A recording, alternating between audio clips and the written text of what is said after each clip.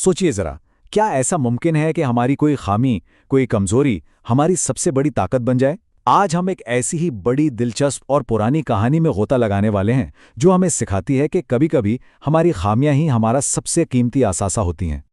तो कहानी शुरू होती है एक बहुत ही सादा पुरसुकून गांव से, जहां एक बूढ़ा माशकी रहता है।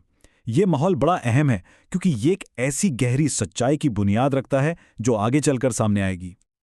अच्छा, तो इस कहानी का जो मरकज है ना, वो दो घरों का मवाजना है। एक बिल्कुल ठीक ठाक और दूसरा थोड़ा सा नामुकम्मल। यहीं से कहानी का मरकजी ख्याल सामने आता है। तो देखें, यहीं से कहानी का असल तजाद शुरू होता है। एक घड़ा जो बिल्कुल परफेक्ट है, अपना काम बेहतरीन तरीके से कर रहा है, और दूसरा घड़ा जिसमें एक दरार है, जिसे सब और वो खुद भी एक नुक्स समझता है, एक खामी।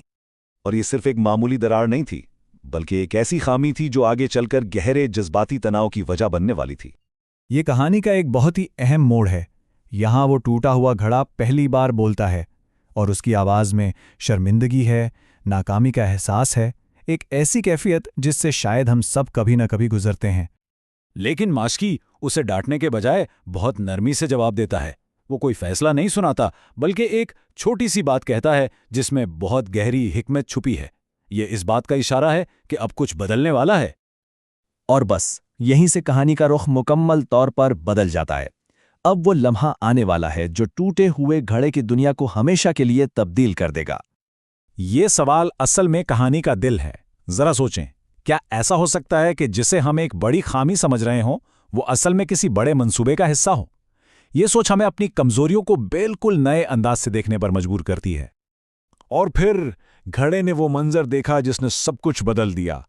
रास्ते के एक तरफ, सिर्फ एक तरफ, रंग बरंगे फूलों की एक लंबी कतार थी, और ये वही तरफ थी जहां से उसका पानी रोज टपकता था। ये पानी का ज़िया नहीं था, बल्कि एक नई खूबसूरत दुनिया की तख्लीक थी। अब वो वक्त आता है जब माशकी आखिरकार इस राज से पर्दा उठाता है और घड़े की इस नाम नेहाद नाकामी के पीछे छुपे हुए असल मकसद को जाहिर करता है। माशकी का मंसूबा कितना सादा और कितना गहरा था। उसने जानबूझकर रास्ते के एक ही तरफ बीज बोए थे, क्योंकि वो जानता था कि घड़े से टपकता हुआ पानी रोज उन्हें सींचेगा। यानी जिसे एक खामी समझा जा रहा था, वही तो इस सारी खूबसूरती की असल वजह थी। माशकी के इन अल्फाज ने घड़े की पूरी दुनिया ही बदल दी। वो जो खुद को बेकार और टूटा हुआ समझता था, उसे पहली बार अपनी कद्र का एहसास हुआ। उसे मालूम हुआ कि उसकी वजह से किसी के घर में खुशी आती है। तो बात यह है कि ये कहानी सिर्फ एक घड़े की नहीं है, ये हम सब की कहानी है। आइए देखते हैं कि इसका सबक हमारी जिंदगियों में कैसे काम आता है। आखिर में कहानी हमें ये सिखाती है कि हम सब में कोई ना कोई दरार जरूर होती है।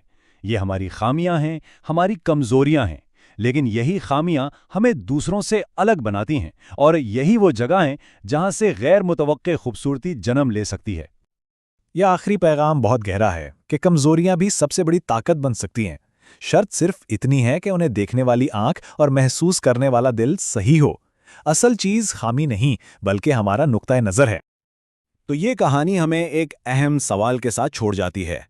हमारी अपनी दरारें कौन से फूलों को पानी दे रही हैं?